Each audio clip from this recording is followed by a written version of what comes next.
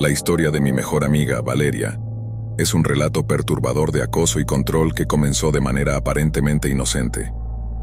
Todo empezó cuando conoció a un chico llamado Sergio, a través de un amigo en común. Él vivía en Ciudad Juárez, y Valeria y yo residíamos en Monterrey. La atracción fue inmediata, pero lo que comenzó como una historia romántica, pronto se transformó en una pesadilla. Sergio decidió mudarse a Monterrey después de una visita para ver a su amigo, y en cuestión de meses, Valeria se vio atrapada en una relación que la cambiaría para siempre. 6 meses después de su llegada, Valeria y Sergio comenzaron a salir. Durante una conversación, Sergio le confesó que había tomado la decisión de mudarse para estar más cerca de ella, a pesar de que en ese momento no estaban involucrados románticamente. Aunque Valeria se sintió halagada por su atención, había una sombra de inquietud que comenzaba a formarse. Antes de que su relación se formalizara, Sergio le preguntó a Valeria qué quería para su cumpleaños. Con un toque de humor, ella mencionó que le gustaban las estrellas y que algo relacionado con ellas sería genial. Para su sorpresa, él le compró una estrella en el cielo y la nombró Valeria. Junto a este gesto, le escribió una carta de amor intensa y algo perturbadora. A pesar de que yo le advertí sobre lo excesivo que parecía, Valeria se sintió encantada y no vio la situación como una señal de alerta. La atención que Sergio le brindaba era, en su mente, una prueba de su amor. Sin embargo, la primera semana de su relación, Sergio comenzó a mostrar comportamientos preocupantes. Empezó a espiar su teléfono y a hurgar en su bolso cada vez que tenía la oportunidad. Valeria se sintió furiosa y le dejó claro que su teléfono era privado. Pero Sergio, argumentando que solo lo hacía por razones válidas, la convenció de que tenía derecho a saber con quién hablaba. A pesar de que Valeria puso un bloqueo en su teléfono, pronto descubrió que él había encontrado la manera de eludirlo. Aunque nunca admitió que revisaba su teléfono, Valeria se dio cuenta de que siempre mencionaba a personas con las que ella había estado en contacto, como si estuviera al tanto de sus conversaciones. El control de Sergio no se limitaba a la privacidad de Valeria. Él no la dejaba salir sin su compañía y planificaba cada día para ellos.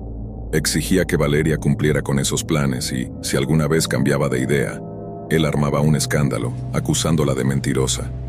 Con el tiempo, su comportamiento se volvió cada vez más controlador y asfixiante. Valeria, sintiéndose atrapada, le expresó su necesidad de tener tiempo para salir con sus amigas. Aún así, Sergio insistía en que debía prometer que lo llevaría con ella a cualquier lugar al que fuera. Una noche planeamos ver a un amigo que había viajado desde el otro lado del país. Valeria se sintió cómoda y acordó que podría acompañarme. Sin embargo, minutos después, recibí un mensaje de Sergio preguntando si podía unirse. Le respondí que no lo veía apropiado, ya que sería grosero traer a otra persona a la casa de alguien que no conocía bien. Justo después, Valeria me envió un mensaje diciendo que estaba saliendo de su casa, pero nunca llegó. Intenté contactarla, pero fue en vano. Pasaron los minutos y la preocupación creció en mí. Finalmente, recibí un mensaje de auxilio de su parte. Inmediatamente, me dirigí a su apartamento, donde la encontré en el balcón, visiblemente alterada. Sergio le había robado el teléfono y la había encerrado para que no pudiera escapar. Fue un momento desgarrador. Su rostro reflejaba el miedo y la angustia que había estado sintiendo. Después de ese incidente rompieron por un tiempo, pero, lamentablemente, Valeria terminó volviendo con él. El ciclo de abuso y manipulación se había establecido, y ella no parecía saber cómo romperlo. Una noche, Sergio irrumpió en mi casa sin previo aviso. Había estado siguiendo a Valeria y se había puesto frenético cuando no pudo comunicarse con ella. Ella había ido a cenar con un amigo de la familia y al perder la pista, él entró en pánico. La escena fue caótica. Él se descontroló en mi sala de estar y Valeria, visiblemente asustada, se encontró atrapada en medio de una situación peligrosa. En ese momento, le dejé claro a Sergio que no podía acercarse a mí nuevamente, sin importar si Valeria estaba con él. Era evidente que su comportamiento estaba escalando y que la situación se volvía cada vez más grave. Aunque parecía que las cosas se calmaban por un tiempo, la realidad pronto se tornó más oscura. Valeria quedó embarazada, y aunque Sergio estaba extasiado, ella se sentía aterrorizada. Al principio, la noticia del embarazo la llenó de felicidad, pero pronto comenzaron a surgir dudas y temores. A medida que avanzaba el tiempo, Valeria se dio cuenta de que su anticonceptivo había desaparecido misteriosamente justo antes de quedar embarazada. Esto fue un punto de inflexión. Las alarmas en su mente comenzaron a sonar. Sergio había estado dándole vitaminas diariamente, argumentando que eran necesarias porque ella era anémica. Sin embargo, al investigar más, Valeria descubrió que esas pastillas eran en realidad para la fertilidad. Cada nuevo descubrimiento la llenaba de angustia, y al recordar otros momentos comprendió que él había estado intentando embarazarla a propósito. La manipulación y el control que había ejercido sobre su vida se revelaron en toda su cruel realidad. Después de esta revelación devastadora, Valeria decidió que no podía tener al bebé y tomó la difícil decisión de separarse de Sergio nuevamente. Era un acto de valentía y desesperación. Sin embargo, aunque ella había tomado la decisión de alejarse, Sergio seguía viviendo en su apartamento y Valeria a menudo iba a recoger algunas de sus cosas. Parecía que cada paso hacia la libertad era seguido por un paso hacia atrás. Todo parecía ir bien hasta el Día de Acción de Gracias. Valeria había planeado pasar la festividad con su familia, pero en un giro inesperado, Sergio perdió el control y en un arranque de furia, la lanzó por todo el apartamento. Este incidente fue un punto de quiebre para Valeria. Ella se dio cuenta de que necesitaba salir de esa relación tóxica para siempre. Con lágrimas en los ojos y un nuevo sentido de determinación, hizo una promesa a sí misma de que no permitiría que el miedo controlara su vida. Valeria comenzó a buscar ayuda profesional. Las sesiones de terapia le ofrecieron un espacio seguro para procesar sus experiencias y aprender a reconstruir su vida. Cada semana, ella compartía sus sentimientos y se daba cuenta de que no estaba sola. Había otras mujeres que habían pasado por situaciones similares. Su terapeuta la ayudó a reconocer los patrones de abuso y a fortalecer su autoestima, lo que le permitió comenzar a sanar. A medida que pasaban los meses, Valeria se rodeó de amigos y familiares que la apoyaban. Comenzó a redescubrir sus pasiones y a involucrarse en actividades que le traían alegría. Aprendió a poner límites saludables en sus relaciones y a valorar su propio bienestar por encima de todo. Un día, mientras reflexionaba sobre todo lo que había pasado, Valeria se dio cuenta de que su experiencia, aunque dolorosa, la había hecho más fuerte. Había sobrevivido a una relación tóxica y, aunque las cicatrices seguirían allí, estaba decidida a no permitir que su pasado definiera su futuro. Con cada pequeño paso que daba hacia la sanación, se sentía más empoderada.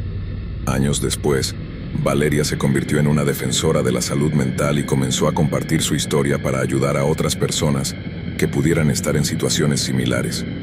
A través de charlas y talleres, inspiró a otros a buscar la ayuda que necesitaban y a recordar que merecían vivir en paz y felicidad. Valeria se había transformado de una víctima a una sobreviviente, y aunque su viaje había sido difícil, había encontrado su voz y su fuerza. Con el tiempo, comenzó a ver las estrellas de una manera diferente. Ya no eran solo un símbolo de amor perdido, sino recordatorios de su resiliencia y de la luz que había recuperado en su vida. Así, la historia de Valeria se convirtió en un poderoso testimonio de superación y esperanza, recordándonos a todos que, incluso en las circunstancias más oscuras, siempre hay una salida y un nuevo comienzo por delante. Historia 2. Siempre me consideré una persona bastante devota, y para abril de 2016, llevaba asistiendo a mi iglesia aproximadamente un año. Mi iglesia es una de las más grandes en mi ciudad, y tiene una relación cercana con otra iglesia igualmente grande al otro lado de la ciudad. Debido a esta asociación, ambas congregaciones realizan varios eventos juntos a lo largo del año. Fue en uno de estos eventos donde conocí a Martín, quien inicialmente parecía un buen amigo, pero terminó convirtiéndose en el primer y único acosador que, espero, he tenido que enfrentar. La noche del Viernes Santo de 16, mi iglesia celebraba un servicio de adoración junto con nuestra iglesia hermana, y decidí asistir. Antes de encontrar mi actual iglesia había considerado unirme a esta otra congregación, pero nunca había tenido la oportunidad de visitarla, así que estaba emocionado de experimentar cómo era el ambiente allí. Al llegar, había muchas personas entrando al mismo tiempo, tratando de encontrar cuando ambos estuviéramos disponibles.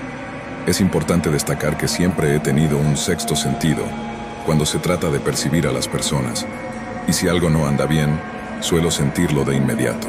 Sin embargo, también soy una persona algo ingenua y demasiado confiada, lo que a menudo me lleva a ignorar estas señales iniciales y terminar en situaciones que podría haber evitado si hubiese escuchado mis instintos. Con Martín, esa intuición surgió casi de inmediato, pero rápidamente la descarté cuando me confesó que sufría de Asperger. Asumí que las señales que percibía probablemente estaban relacionadas con su condición y dejé de lado mis sospechas, sin saber lo equivocada que estaba. No pasó mucho tiempo antes de que empezara a darme cuenta de cuán fuera de lugar estaban algunos de sus comentarios.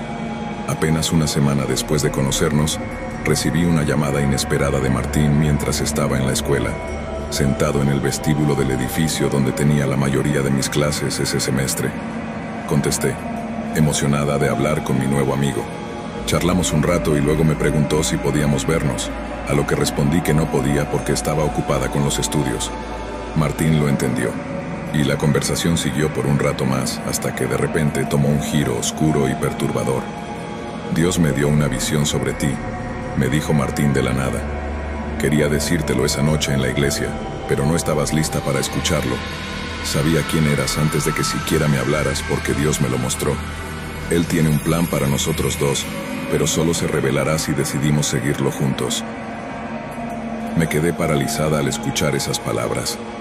Después de colgar me senté en el vestíbulo completamente desconcertada. ¿Qué acababa de suceder? Tras unos minutos de reflexión, traté de racionalizarlo pensando que quizás su condición hacía que se fijara en cosas extrañas, pero lo que no sabía era que esto solo era el principio de algo mucho más perturbador. Después de esa llamada inquietante, Martín comenzó a comunicarse conmigo con frecuencia. Cada día, su mensaje se volvía más intenso y el contenido más perturbador. Al principio lo ignoraba, pensando que simplemente era una fase, una manera de ser entusiasta, pero pronto se volvió evidente que sus intenciones eran más serias de lo que había anticipado. A las pocas semanas comenzó a insistir en que estábamos destinados a estar juntos. Sus mensajes se transformaron en afirmaciones acerca de cómo Dios había diseñado nuestra conexión. Aunque sentía un profundo desasosiego, intenté ser comprensiva y amable. No quería herir sus sentimientos, pero en mi interior sabía que algo no estaba bien. Un día, mientras caminaba hacia mi clase, recibí un mensaje de Martín que me dejó helada. Decía, he estado esperando un momento adecuado para decirte esto. Me siento muy atraído por ti, y creo que deberíamos ser más que amigos. Tengo una relación con Dios que me dice que tú eres la indicada. En ese momento, mi instinto de autoprotección se activó. Decidí que era hora de distanciarme. Comencé a responder sus mensajes de manera más escueta y eventualmente dejé de contestar por completo.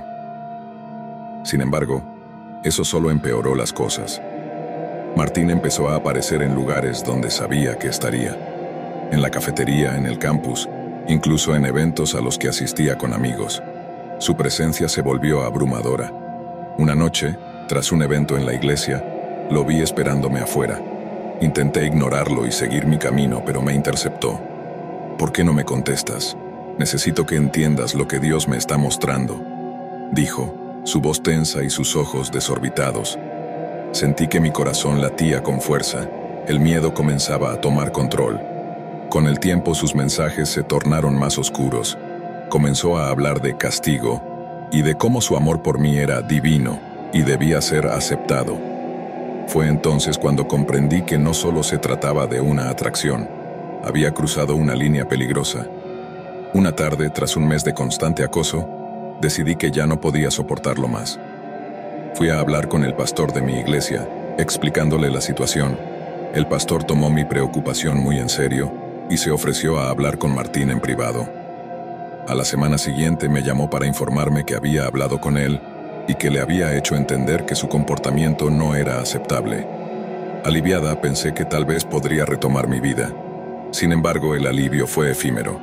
Martín continuó enviando mensajes, aunque ahora era más cauteloso, pero las sombras de su presencia aún me seguían. La angustia me acompañaba en cada esquina, y la sensación de estar vigilada se intensificaba. Un día, al salir de clase, me encontré con un mensaje en mi teléfono que decía: no puedes huir de lo que está destinado a ser. En ese momento, me di cuenta de que debía tomar medidas más drásticas. Bloqueé su número y sus redes sociales. Decidí cambiar mi ruta al campus y evité los lugares donde sabía que podía encontrarlo.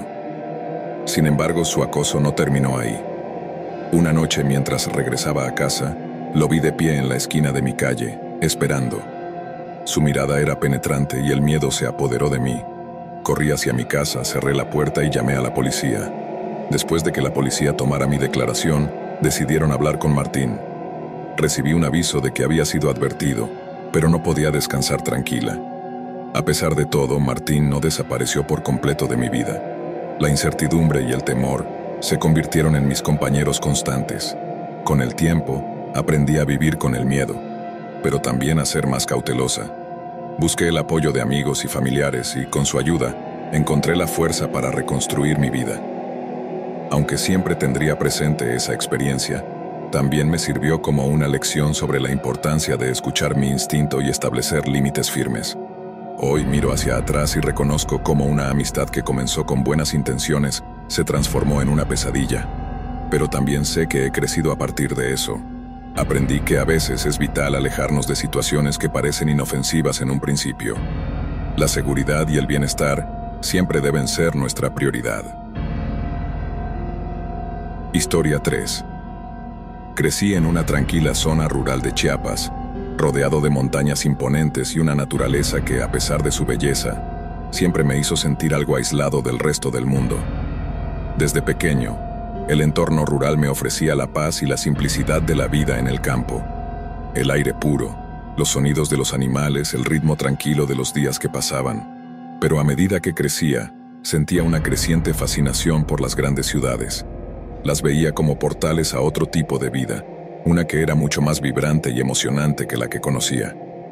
Recuerdo cómo, siendo aún niño, soñaba con las gigantescas construcciones que solo había visto en libros y películas.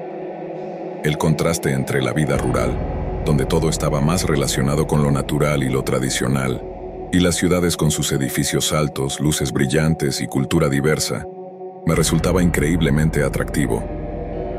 Durante mi adolescencia, tuve la suerte de poder visitar la Ciudad de México en varias ocasiones, gracias a que mis dos tíos vivían allí. Las primeras visitas fueron breves, acompañadas por mis padres, quienes siempre me mantenían bajo una estricta supervisión.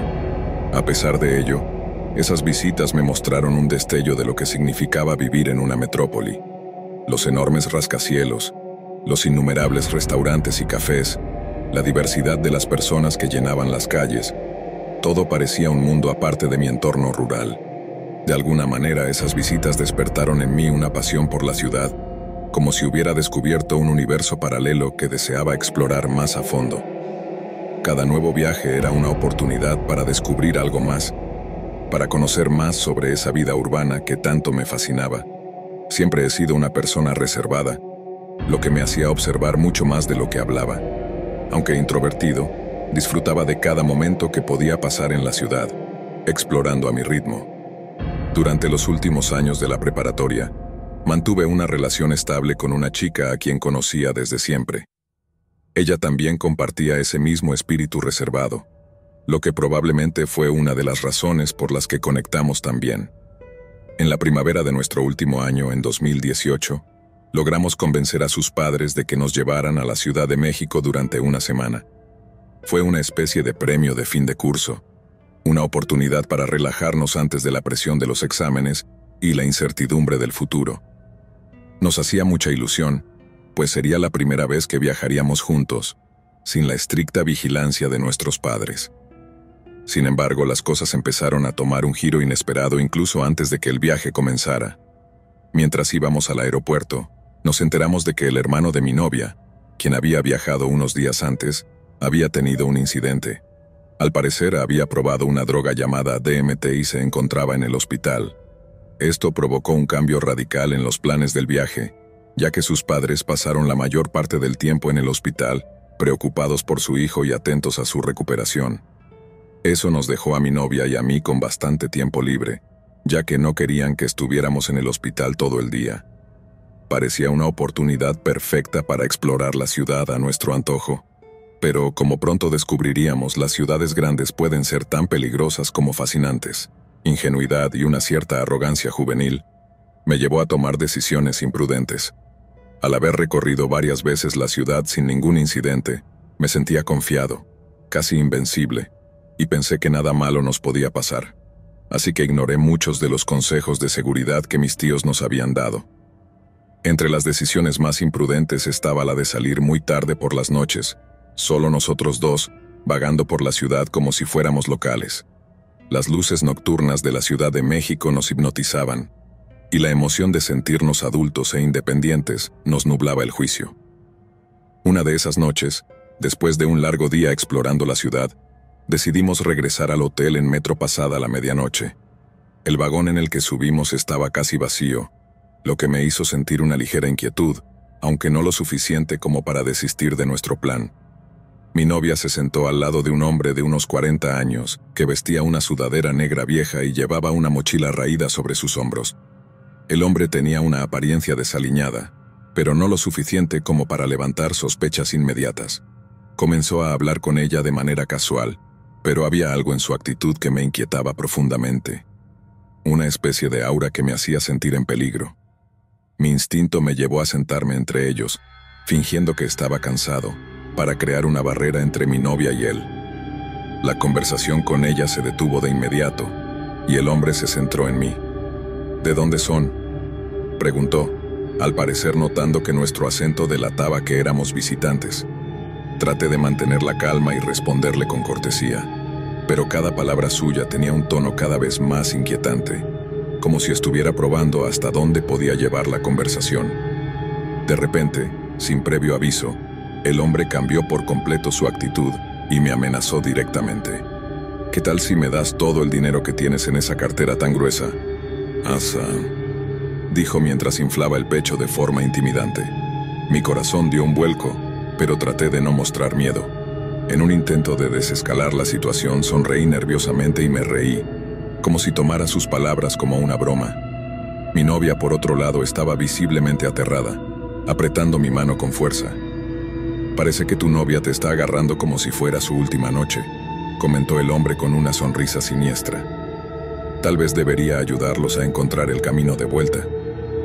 Decliné su oferta con cortesía, tratando de no hacer nada que pudiera enfurecerlo. Le dije que íbamos hacia la zona de Reforma cerca de nuestro hotel. Ahí voy yo también, murmuró, y el ambiente en el vagón se volvió aún más tenso. Cada segundo que pasaba, el miedo en mi pecho crecía, mientras el hombre seguía lanzando comentarios amenazantes y gestos intimidantes. Finalmente decidimos bajarnos apresuradamente en la siguiente estación, creyendo que habíamos escapado de una situación peligrosa. Sin embargo, al bajar del vagón nos dimos cuenta de que habíamos cometido un error. Habíamos bajado 6 estaciones antes de lo debido, en una zona que no conocíamos. Mientras nos preparábamos para regresar al tren, vimos al hombre salir también, caminando hacia nosotros con una sonrisa maliciosa en el rostro. ¿Qué pasó? ¿Por qué están volviendo?, preguntó mientras sus ojos oscuros nos miraban con una mezcla de burla y amenaza.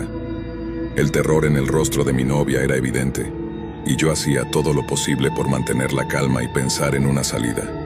Le expliqué que me había equivocado con las direcciones y que estábamos corrigiendo el rumbo. Subimos al tren nuevamente, con el hombre mirándonos desde el andén. Por un momento pareció que estaba considerando seguirnos, pero, por suerte, las puertas del vagón se cerraron justo a tiempo, y lo dejamos atrás. Cuando finalmente llegamos al hotel, exhaustos y en shock, me di cuenta de lo cerca que habíamos estado de un verdadero peligro. El hombre había bajado en la estación equivocada solo para seguirnos, y nunca sabríamos qué podría haber ocurrido si no nos hubiéramos bajado por error y vuelto a entrar al tren. Esa experiencia dejó una marca indeleble en nuestras mentes. Lo que había comenzado como una emocionante aventura en una de las ciudades más vibrantes del mundo, se había transformado en un recordatorio aterrador de lo vulnerables que podemos ser en situaciones desconocidas. Aunque la Ciudad de México me sigue fascinando, ese encuentro cambió para siempre mi percepción sobre la seguridad y la importancia de estar siempre alerta en un entorno tan impredecible. Por el resto del viaje, evitamos salir tan tarde y tomamos muchas más precauciones, conscientes de que, En una ciudad tan grande, los peligros pueden esconderse en cualquier esquina. Historia 4. Crecí en Baja California en los años 70, cuando pasar el tiempo al aire libre era lo mejor que podíamos hacer. Mi amigo de la infancia, Roberto, vivía en una granja que colindaba con un bosque enorme, y mis padres siempre me dejaban allí por las mañanas durante los fines de semana. Roberto y yo pasábamos todo el tiempo explorando. Solo salíamos del bosque para ir a la escuela. Nos encantaba imaginar que éramos pioneros, construyendo refugios improvisados, trampas rudimentarias, practicando encender fuego con palos. Toda esa vida de aventura nos hacía sentir invencibles. Para cuando llegamos a la secundaria, seguíamos siendo inseparables y amábamos aventurarnos por los alrededores. Un día, decidimos caminar por las vías del tren, explorando los alrededores del campo y acampando cerca de las vías por la noche, con fogatas pequeñas y discretas. Todo parecía perfecto y tranquilo. Era casi idílico. No nos preocupábamos de nada ni de nadie. Después de graduarnos, nuestras vidas tomaron rumbos diferentes. Ambos dejamos el hogar, pero siempre tratamos de mantener el contacto y vernos cuando podíamos. En el verano de mediados de los 90, coincidió que ambos estábamos de vuelta en nuestra ciudad natal por una semana. Durante el día hacíamos cosas con la familia, y por las noches nos reuníamos en casa de Roberto alrededor de una fogata, recordando los viejos tiempos. Una noche, entre la nostalgia y un par de cervezas, surgió la idea de hacer una última caminata por los senderos donde solíamos aventurarnos de jóvenes. Decidimos tomarnos un día para caminar por las vías y acampar una noche, igual que antes. La idea era simple: revivir esos días de libertad y despreocupación sin pensar demasiado en las consecuencias. Mi esposa nos dejó en nuestro antiguo punto de partida temprano en la mañana. Antes de irse, comentó lo alocada que le parecía la idea, pero no le dimos demasiada importancia. Roberto, en su espíritu aventurero, sugirió que esta vez tomáramos una dirección opuesta a la usual. Aunque conocíamos el terreno bastante bien y llevábamos un mapa, esta decisión fue algo espontánea, pero nos entusiasmaba el cambio. Caminamos durante varias horas, recordando viejas anécdotas, fumando un porro en un puente que encontramos y riéndonos de nuestras travesuras pasadas. Llegado el atardecer, decidimos buscar un lugar para acampar. Encontramos una zona espesa de bosque, con árboles altos que creaban la sensación de estar en un túnel natural. Después de instalar las hamacas, decidimos hacer una pequeña exploración del perímetro, como solíamos hacer cuando éramos niños. No queríamos accidentalmente acampar en el patio trasero de alguien sin darnos cuenta. Caminamos unos 100 metros hacia el interior del bosque, subiendo una pequeña colina. Al llegar a la cima, nos dimos cuenta de que había un edificio viejo medio oculto entre los árboles. Era apenas visible, pero lo suficiente como para captar nuestra atención. Nos acercamos cautelosamente, preguntándonos qué podía ser.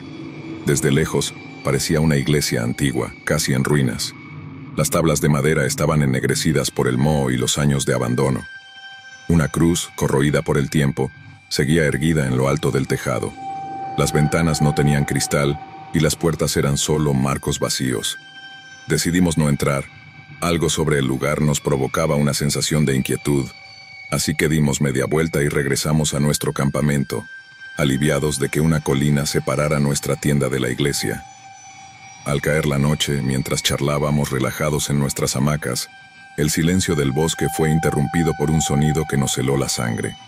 Era un canto, muy débil, pero claramente provenía de la dirección de la iglesia. Roberto fue el primero en notar el extraño sonido. ¿Escuchas eso? Srenia, me preguntó en voz baja. Ambos nos levantamos rápidamente y comenzamos a escuchar con atención. Era un cántico, un sonido que no había estado allí antes. Después de unos minutos de intentar distinguir lo que escuchábamos, decidimos acercarnos de nuevo a la colina para investigar desde la distancia. Nos arrastramos por el bosque en silencio, con la luna apenas iluminando el camino lo suficiente como para no tropezar. Cuando alcanzamos la cima, vimos algo que no habíamos notado antes. Una luz. Provenía de la iglesia, parpadeando como si fuera de velas, y el canto, aunque seguía siendo difícil de entender, era más claro. Nos escondimos entre los arbustos intentando ver más. Desde nuestra posición pudimos distinguir sombras moviéndose dentro del edificio. No parecía una ceremonia religiosa cualquiera, sino algo mucho más oscuro. Las voces entonaban melodías en un idioma que no entendíamos. No eran palabras comunes, y cuanto más escuchábamos, más siniestras parecían.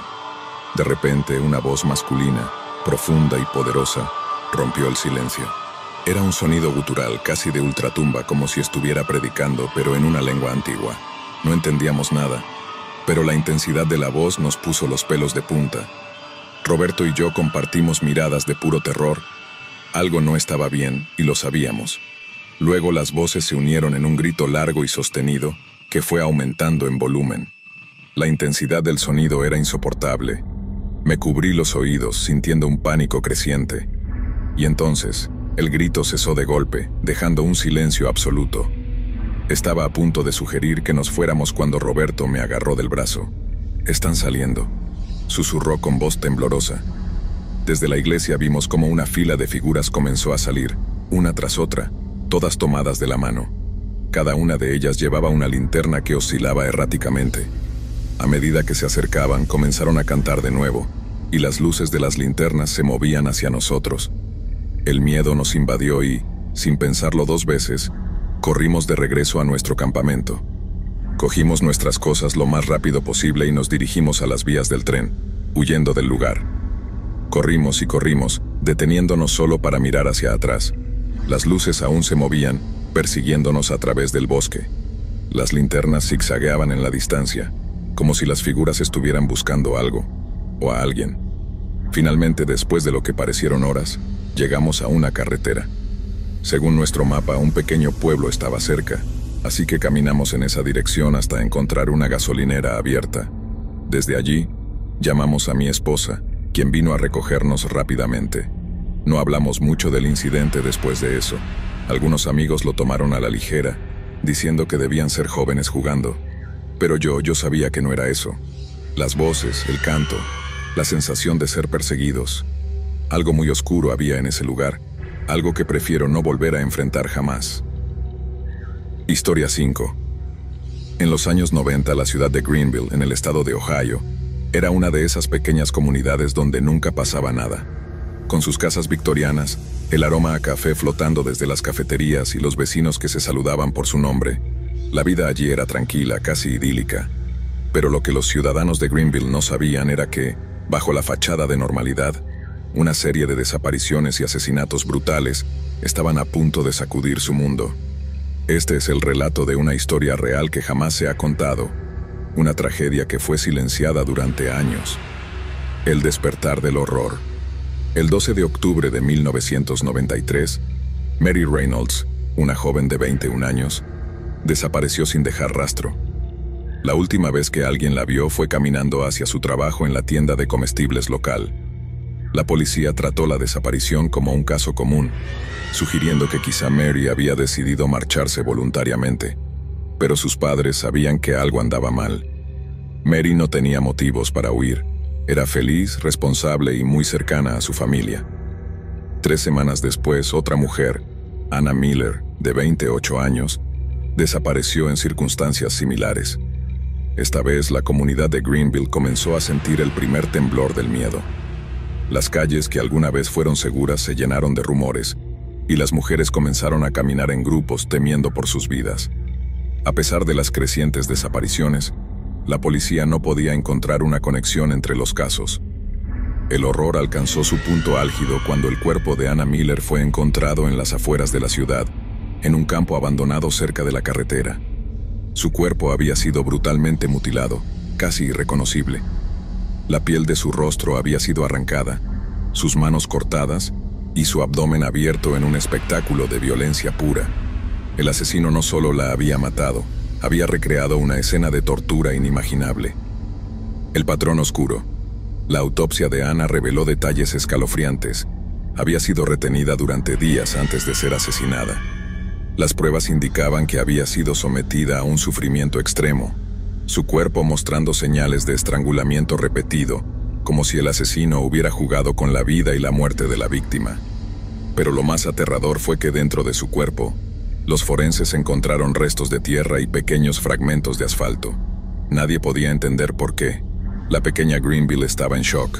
La policía trató de tranquilizar a los ciudadanos diciendo que el caso estaba siendo investigado a fondo, pero no había pistas, ni testigos. El miedo se arraigó profundamente. Entonces, una tercera desaparición ocurrió. Esta vez un hombre, John Stevens, un mecánico de 35 años, conocido por su carácter amigable y su amor por las motocicletas. El cadáver de John fue encontrado apenas 3 días después de su desaparición, y su muerte fue aún más extraña que la de Anna. Su cuerpo también había sido mutilado, pero el corte más inquietante estaba en su espalda. El asesino había escrito un mensaje en su piel con un cuchillo, grabando las palabras «Bajo la ciudad». La conexión entre los casos se hizo imposible de ignorar. El asesino no era un depredador común. Estaba dejando señales deliberadas, como si quisiera que la ciudad descubriera algo. El misterio del subsuelo. La frase «bajo la ciudad» llevó a los investigadores a pensar en una red de túneles abandonados que se extendían bajo Greenville. Estos túneles habían sido construidos a principios del siglo XX para facilitar el drenaje y el transporte de materiales. Con los años, quedaron en desuso y se cerraron al público, convirtiéndose en una leyenda local que muchos pensaban que solo era eso, una leyenda. Sin embargo, la policía, desesperada por cualquier pista, decidió explorar los túneles. Lo que encontraron fue más aterrador de lo que nadie podría haber imaginado. En lo profundo del subsuelo de Greenville, los detectives descubrieron una serie de habitaciones secretas conectadas por pasillos angostos. Las paredes estaban cubiertas de extrañas marcas, como garabatos que parecían escritos con sangre. Y en una de esas habitaciones encontraron sillas con correas, herramientas oxidadas y una cantidad aterradora de restos humanos, algunos esqueletos, otros cuerpos que apenas llevaban días muertos. Había un olor indescriptible, una mezcla de muerte y descomposición que hizo vomitar a varios oficiales. Entre los cuerpos encontrados estaba Mary Reynolds, su rostro completamente desollado y sus dedos cortados de la misma forma que Anna Miller. Había restos de al menos 5 personas más, ninguna identificada de inmediato. Pero lo peor no fue el hallazgo de los cuerpos, sino lo que descubrieron en el suelo. Una serie de agujeros en el asfalto, como si el asesino hubiera estado extrayendo fragmentos de la misma tierra que había encontrado en los cuerpos. El asesino había estado utilizando estos túneles para capturar, torturar y matar a sus víctimas.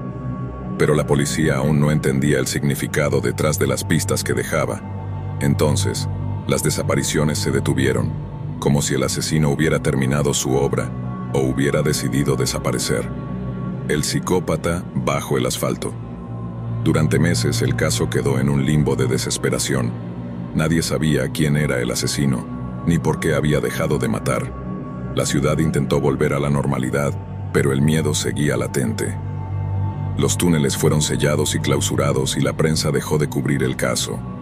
Las familias de las víctimas, en su dolor, comenzaron a perder la esperanza de justicia. Fue entonces cuando un hombre llamado Thomas Granger se presentó voluntariamente en la comisaría. Un hombre de mediana edad, con una apariencia normal, era un ciudadano respetable que había trabajado como supervisor en una de las obras de carretera en Greenville. Granger dijo que tenía algo que confesar. Durante la siguiente hora, Thomas relató uno de los testimonios más perturbadores que la policía había escuchado jamás. Según sus propias palabras, él era el asesino de Mary Reynolds, Anna Miller, John Stevens y las demás víctimas. Granger no era un psicópata típico, ni un criminal común. Era un arquitecto del horror, un hombre que había estado obsesionado con la construcción de túneles y lo que él llamaba la conexión con la tierra. Creía que los túneles de Greenville eran el centro de un poder oscuro, y que al derramar sangre en esos lugares sagrados bajo la ciudad, podía acceder a una verdad superior, una realidad en la que él tendría control absoluto sobre la vida y la muerte. Describió cómo capturaba a sus víctimas, las torturaba en las cámaras que había creado bajo el asfalto y luego usaba los fragmentos de carretera y tierra para conectarlos con lo que él llamaba el espíritu de la ciudad. Thomas no mostró remordimiento. En su mente, todo lo que hacía tenía un propósito. Incluso grabar el mensaje bajo la ciudad en el cuerpo de John Stevens era parte de su retorcida filosofía. Él creía que los ciudadanos de Greenville debían conocer el poder que corría bajo sus pies, el impacto y el silencio. Tras su confesión, Thomas Granger fue declarado culpable de múltiples asesinatos y condenado a cadena perpetua. Sin embargo, el caso fue rápidamente silenciado por las autoridades locales, que temían que la brutalidad de los crímenes y la conexión con los túneles generara histeria colectiva. Los túneles fueron sellados, las familias de las víctimas recibieron compensaciones y la historia desapareció de los medios. El asesinato en masa perpetrado por Granger nunca alcanzó la notoriedad de otros asesinos en serie, pero para aquellos que vivieron en Greenville durante esos años, las cicatrices permanecen. Y aunque los túneles bajo la ciudad fueron clausurados, muchos creen que todavía albergan secretos oscuros, ecos de las atrocidades que ocurrieron en su interior. Greenville sigue siendo una ciudad tranquila, al menos en la superficie. Pero bajo el asfalto, en la oscuridad, el legado del psicópata que cazó en las entrañas de la ciudad permanece, esperando ser descubierto por aquellos lo suficientemente valientes o lo suficientemente insensatos como para volver a descender a las profundidades. Historia 6 Nueva York nunca duerme, y sus millones de habitantes tampoco parecen hacerlo. Las luces, el ruido y el bullicio constante de la ciudad dan una falsa sensación de seguridad. Entre las multitudes y las prisas, la gente asume que el anonimato los protege de cualquier amenaza. Pero para algunos, ese anonimato es el refugio perfecto para cometer actos impensables. En el verano de 2011, una serie de asesinatos sacudió la ciudad. Las víctimas, todas mujeres jóvenes, fueron encontradas brutalmente desmembradas en apartamentos pequeños y asequibles de la zona sur de Manhattan, en un vecindario conocido por su mezcla de lujo y decadencia. Aunque al principio la policía intentó mantener la calma, la realidad era que había un monstruo suelto, alguien a quien los medios rápidamente apodaron el carnicero de la calle 17. Desapariciones en la ciudad. Todo comenzó con la desaparición de Emily Rodríguez, una estudiante universitaria de 23 años. Emily era una chica alegre, muy sociable y siempre en contacto con sus amigos y familia. Cuando dejó de responder mensajes de texto y llamadas, sus amigos no tardaron en alarmarse. Emily vivía sola en un pequeño apartamento cerca de la calle 17, un área frecuentada por estudiantes, artistas y jóvenes profesionales. Después de 3 días sin noticias, su amiga Sara, preocupada, fue a buscarla. Al llegar, la puerta del apartamento estaba cerrada, pero algo se sentía extraño. Las luces estaban apagadas y no había señales de movimiento. Sara contactó a la policía, que forzó la puerta. Lo que encontraron adentro fue una escena sacada de una pesadilla. El apartamento estaba oscuro y apestaba a muerte. Emily estaba allí, pero no como la recordaban. Su cuerpo había sido mutilado y desmembrado meticulosamente. Las partes de su cuerpo habían sido cuidadosamente colocadas en bolsas de plástico, etiquetadas con precisión quirúrgica. La cabeza, separada del cuerpo, descansaba en el centro de la sala, con una expresión congelada de terror. Este fue el primer caso que despertó el interés de los medios. Los detectives que llegaron a la escena se enfrentaron a un nivel de crueldad que pocos habían visto en la ciudad. Todo en el apartamento apuntaba a alguien que disfrutaba de la violencia, alguien que no solo mataba, sino que encontraba placer en la disección meticulosa de sus víctimas. El patrón macabro. Las semanas que siguieron fueron caóticas. 2 mujeres más desaparecieron en el mismo vecindario: Lila Donovan, una joven abogada de 26 años, y Jade Kim, una camarera de un bar cercano de 21. Ambas fueron encontradas en situaciones similares a las de Emily, con sus cuerpos horriblemente desmembrados y colocados en bolsas con etiquetas. La policía sabía que estaban lidiando con un asesino en serie, uno que se movía por la ciudad como un fantasma. La investigación avanzaba a pasos lentos. No había huellas, ni testigos, ni cámaras de seguridad que captaran nada inusual. Lo único que los detectives sabían era que el asesino parecía conocer bien a sus víctimas. No había signos de violencia o lucha en los apartamentos. Las víctimas aparentemente dejaban entrar al asesino por voluntad propia. El detective a cargo del caso, Michael Donovan, un veterano con más de 20 años en la policía de Nueva York, comenzó a obsesionarse con el perfil del asesino. Sabía que estaba lidiando con un individuo inteligente, manipulador, alguien que podía engañar fácilmente a las mujeres para ganarse su confianza antes de matarlas. Con cada cuerpo que encontraban se hacía más evidente que este no era solo un psicópata. Este hombre era un depredador astuto que jugaba con la ciudad como su coto de caza personal. Una amenaza cercana. La ciudad estaba en pánico. Las noticias sobre el carnicero estaban en todos los periódicos. Las mujeres tenían miedo de salir solas, y los rumores crecían con cada desaparición. Algunos creían que el asesino trabajaba en la medicina debido a la precisión de los cortes, mientras que otros pensaban que podía ser un trabajador del metro, familiarizado con los lugares oscuros y las esquinas solitarias de la ciudad. Pero lo que más aterraba a los detectives era la ausencia total de errores. Este asesino no dejaba rastros, no cometía equivocaciones. Sabían que, con el tiempo, alguien así inevitablemente se volvería más atrevido, más imprudente, pero hasta ese momento no había señales de que ese día llegara. El detective Donovan estaba completamente inmerso en el caso. Lo que no esperaba era que el asesino estuviera mucho más cerca de lo que imaginaba. Una tarde, después de otro largo día de trabajo, Michael se fue a casa. Vivía solo desde que su esposa había muerto años atrás. Esa noche, mientras revisaba archivos del caso, su hija, Charlotte, una estudiante universitaria que vivía en Manhattan, lo llamó. La conversación fue breve. Le dijo que había conocido a un hombre nuevo, alguien encantador que había aparecido en su vida recientemente. «Papá, deberías conocerlo algún día», le dijo Charlotte con entusiasmo. Michael, cansado, le dio su bendición y le recordó que tuviera cuidado con los extraños. Irónicamente, esas palabras resonaron más tarde en su mente como una advertencia siniestra. El depredador revelado. Pasaron unos días antes de que Michael volviera a hablar con su hija. La estaba llamando para verificar cómo iba todo, pero Charlotte no respondía. Al principio, pensó que simplemente estaba ocupada con sus estudios o con su nuevo novio, pero después de 2 días sin saber nada de ella, el miedo comenzó a crecer. Decidió pasar por su apartamento esa misma noche. Cuando llegó, todo estaba en silencio. Al igual que en el caso de las otras víctimas, la puerta estaba cerrada, pero algo no estaba bien. Al abrirla, lo que encontró fue una repetición macabra de lo que había visto tantas veces antes. El apartamento de Charlotte estaba en silencio mortal, y el olor a muerte le golpeó la cara. En el centro de la sala, al igual que en los otros casos, estaba el cuerpo de su hija, deshecho en partes, cada una de sus extremidades cuidadosamente etiquetada y colocada en bolsas de plástico. Su cabeza estaba en el centro con los ojos abiertos, como si hubiera experimentado el terror final en sus últimos momentos. Michael cayó de rodillas, sintiendo que el mundo se desmoronaba a su alrededor. El monstruo al que había estado cazando había llegado a su propia familia. Sin embargo, a diferencia de las escenas anteriores, en esta ocasión el asesino había dejado algo atrás.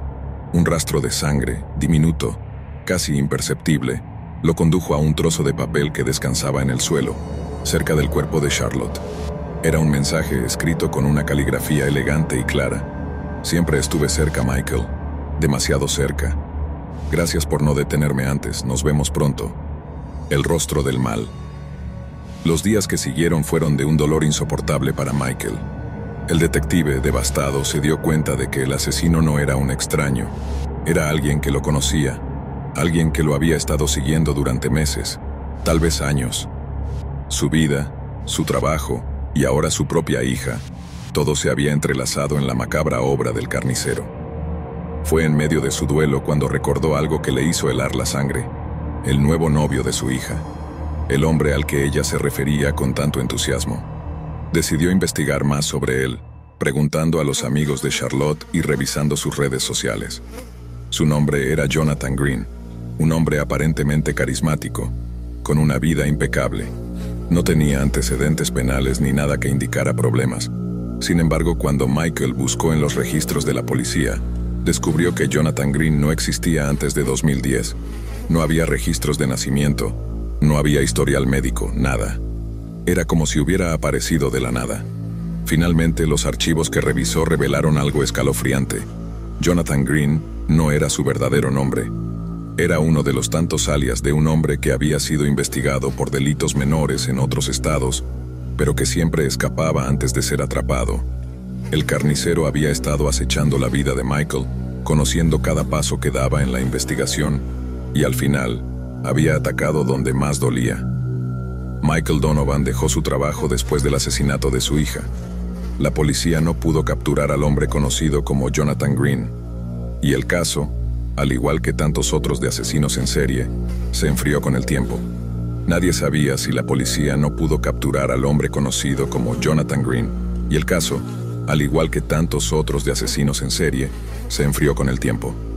Nadie sabía si seguía acechando la ciudad o si había huido, cambiando de identidad nuevamente para cazar en otro lugar. Michael Donovan, destrozado por la pérdida, dejó su trabajo en la fuerza policial y se aisló del mundo. Se sumergió en un abismo de alcohol y autodestrucción, atormentado por la imagen de su hija desmembrada, por no haber podido detener al asesino antes de que fuera demasiado tarde. Durante meses, Michael permaneció en silencio, rechazando la ayuda de amigos y colegas. El carnicero de la calle 17 había desaparecido sin dejar rastro, pero su presencia seguía viva en la mente de Michael, como un veneno que corroía su alma. Pasaba noches enteras revisando los archivos del caso, buscando alguna pista que hubiera pasado por alto, algún error, por pequeño que fuera, que le permitiera finalmente dar con ese monstruo. Y entonces, una noche, Michael recibió una carta. Era un sobre sin remitente, que solo tenía su nombre garabateado a mano en el frente. Dentro encontró una fotografía. Era Jonathan Green, sentado en una cafetería en algún lugar de la ciudad, sonriendo despreocupadamente. En el reverso de la foto había un mensaje escrito con la misma caligrafía precisa que recordaba del mensaje encontrado en el apartamento de su hija. «Todavía estoy aquí, Michael. ¿Me encuentras esta vez?» El corazón de Michael se detuvo por un instante. La cacería no había terminado. El carnicero seguía jugando con él, y ahora, después de tantos meses, volvía a lanzarle un desafío. Jonathan Green seguía allí, en algún rincón de la ciudad, observándolo, retándolo a que lo encontrara. Michael se dio cuenta de que no había escapatoria.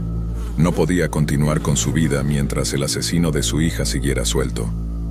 Tenía que cazarlo, sin importar el costo. El retorno a la oscuridad contra el consejo de todos, Michael volvió a la investigación, esta vez como un hombre fuera de la ley. Ya no era un detective con autoridad, sino un padre destrozado buscando venganza. Sabía que Jonathan Green no se detendría hasta que él mismo lo enfrentara, hasta que la persecución terminara con uno de los dos muertos. Pero esta vez, Michael estaba dispuesto a ir más allá de lo que cualquier policía haría. Sus contactos en la policía le proporcionaron acceso a las cámaras de seguridad de la ciudad, pero no encontró nada útil. Jonathan Green era un experto en moverse por las sombras, en evitar ser captado por las cámaras. Pero Michael sabía que el asesino tenía un patrón. Disfrutaba de la atención, del poder que le otorgaba el miedo de la ciudad. Y eso significaba que eventualmente volvería a atacar. Semanas de búsqueda desesperada lo llevaron a las zonas más oscuras de Nueva York. Michael comenzó a frecuentar lugares peligrosos, sumergiéndose en los barrios bajos donde se creía que un hombre como Green podría estar escondido. Los callejones, los bares clandestinos y los apartamentos ruinosos eran el nuevo territorio del exdetective.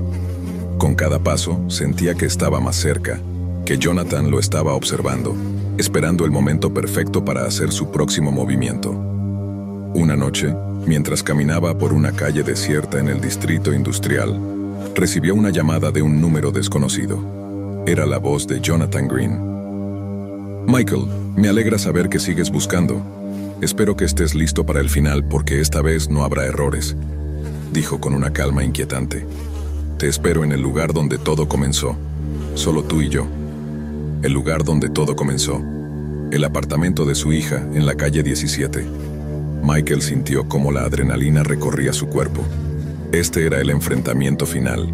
Sabía que Jonathan estaba planeando algo, pero no tenía otra opción. No podía permitir que ese hombre viviera ni un día más, no después de todo lo que había hecho.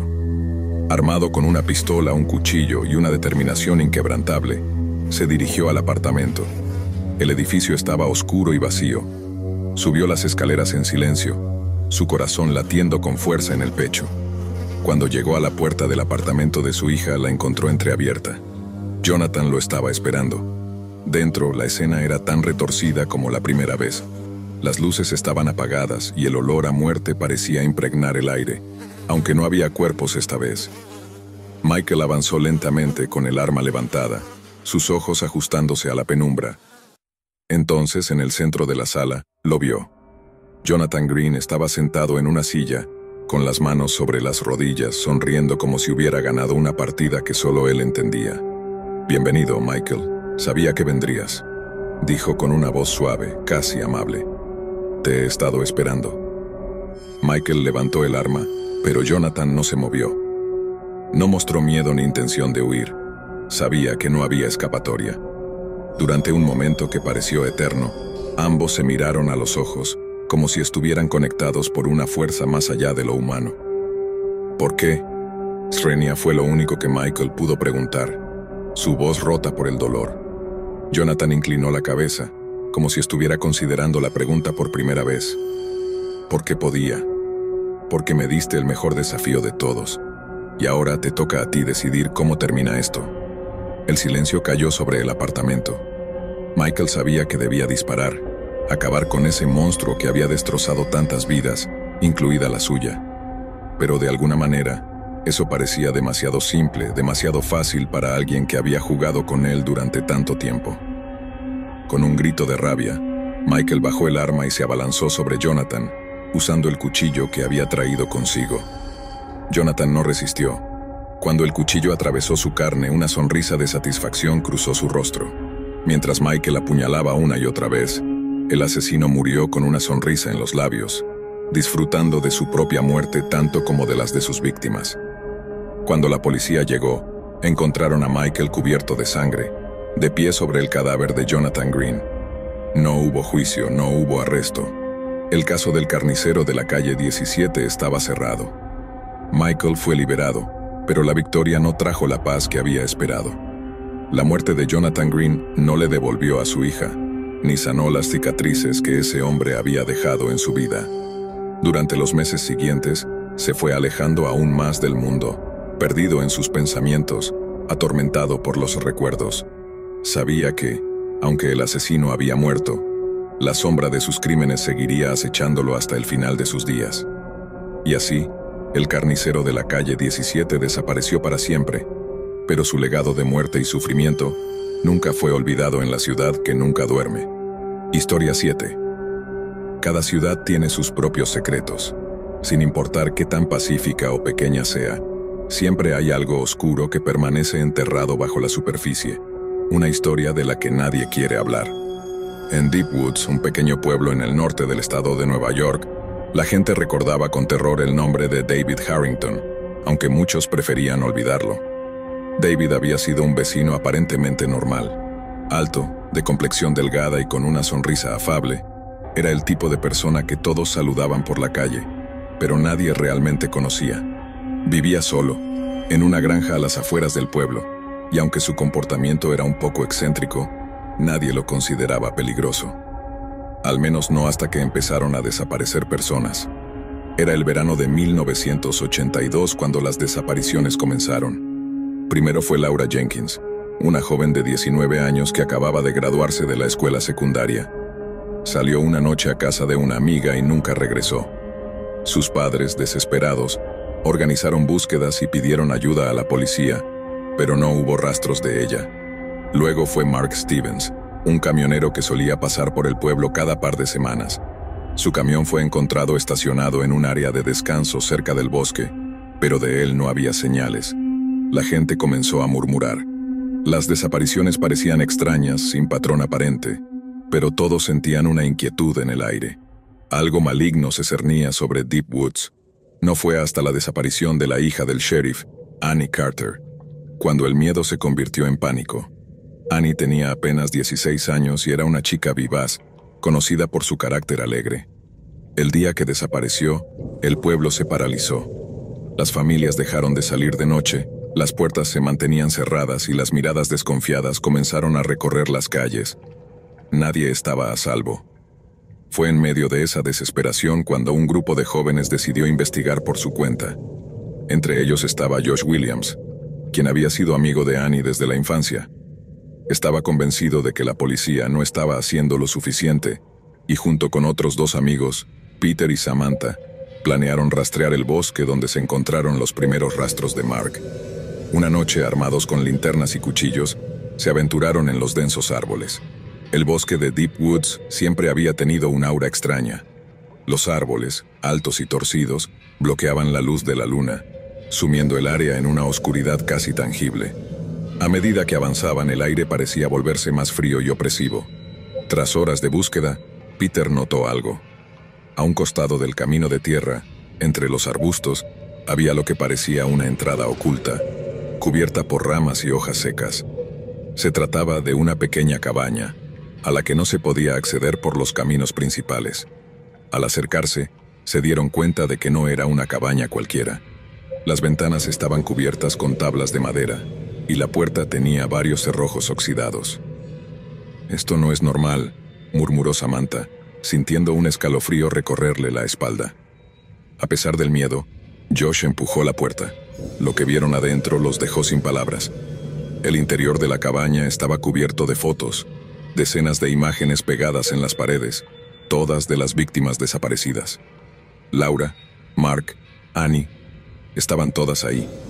Pero lo que más los horrorizó fue la cantidad de fotografías de personas del pueblo que estaban marcadas con una X roja sobre sus rostros. Entre ellas, estaban ellos 3. En ese momento escucharon un ruido. La puerta, que habían dejado entreabierta, se cerró lentamente. El crujido hizo que sus corazones se detuvieran por un instante. No estaban solos. Josh, Peter y Samantha escaparon del lugar y corrieron de vuelta al pueblo.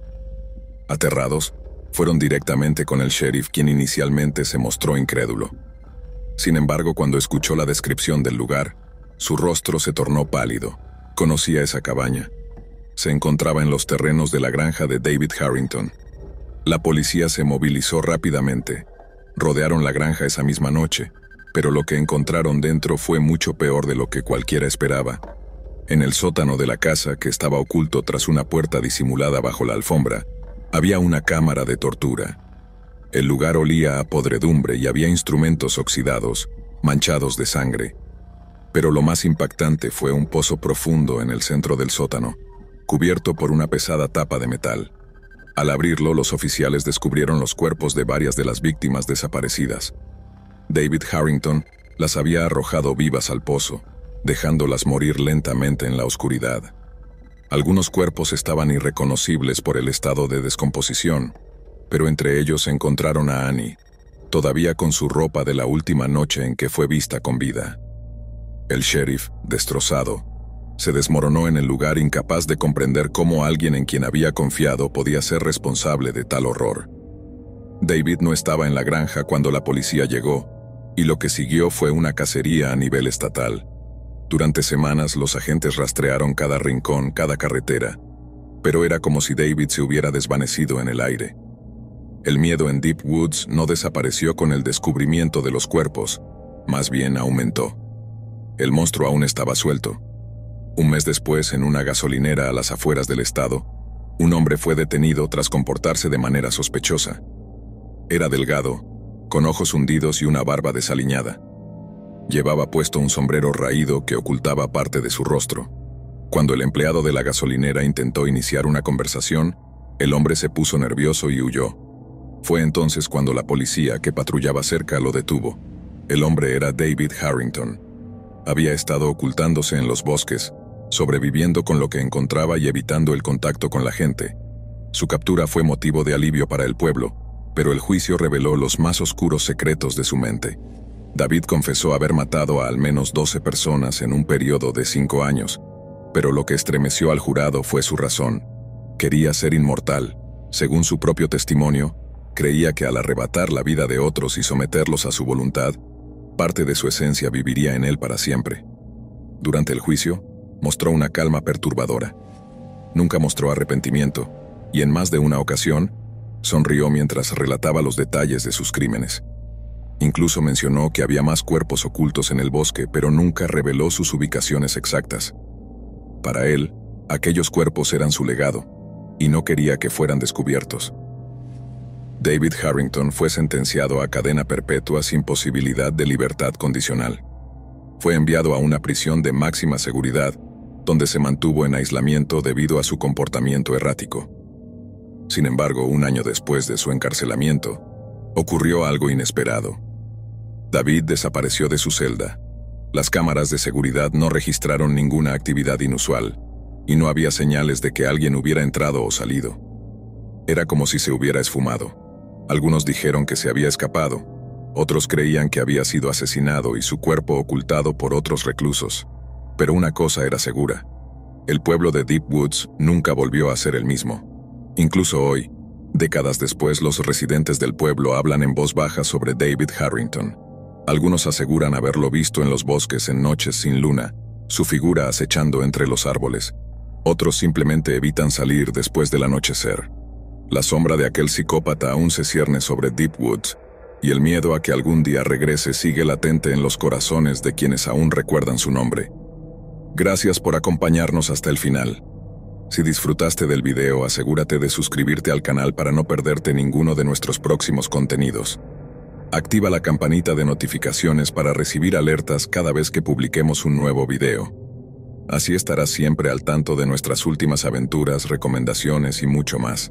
Nos encantaría seguir creciendo y compartir contigo más experiencias emocionantes. Además, si tienes algún comentario, sugerencia o simplemente quieres decirnos qué te ha parecido, déjanos tu mensaje en los comentarios. Tu opinión es muy valiosa para nosotros y nos ayuda a mejorar cada día.